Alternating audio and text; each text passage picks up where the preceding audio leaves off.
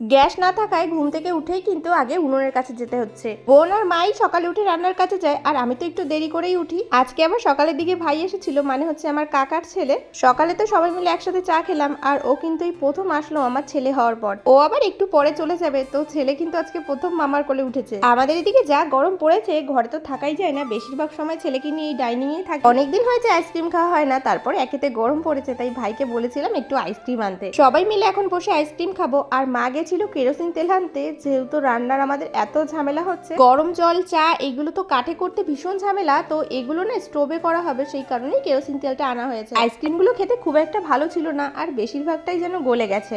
এখন যেহেতু আমাদের বাইরেই রান্না হচ্ছে, তো এখানে তাবুটা তো একদমই ভালো ছিল না, তাই কোনো মতে এখন একটু আপাতত ঠিক করা হয়েছে। এই স্টোভটা কিন্তু আমাদের অনেক পুরনো, মানে অনেক বছর হয়ে গেছে, এটা ব্যবহারই করা হয় না। সিঁড়ির তলে বেশ অনেকদিন ধরে রাখা ছিল, আজকে মা বের করেছে এটাকে পরিষ্কার করবে বলে। একটা সময় এই স্টোভগুলো কিন্তু খুবই চলতো, এখন আর মানুষ ব্যবহার করে না, আমরাও ব্যবহার করতাম না, তবে মা যেহেতু এটাকে রেখে দিয়েছিল, তাই আজকে কিন্তু কাজে লেগে গেছে। মা এটাকে ভালো করে ধুয়ে পরিষ্কার করে রাখছে, কারণ আজকে বিকালেই এর মধ্যে তেল ঢালা হবে। এরপর আমি স্নান করতে গেছিলাম, আর আজকে শ্যাম্পু করেছি। এই গরমের মধ্যে শ্যাম্পু করলে বেশ ভালো লাগে, তবে চুল খুলে চুল শুকানোটা ভীষণ বিরক্তিকর। এই যে চুল খোলার পর চুলটা বেঁধে নিয়েছি, এখন যাব ভাত খেতে। একটু আগে ফ্লিপকার্ট থেকে একটা পার্সেল দিয়ে গেছে, এই যে এই ডাইপারটা অর্ডার করেছিলাম। বিকালের দিকে স্টোভটা শুকিয়ে গেছিল, তো ওর মধ্যে এই যে মা কেরোসিন তেল দিয়ে দিচ্ছে।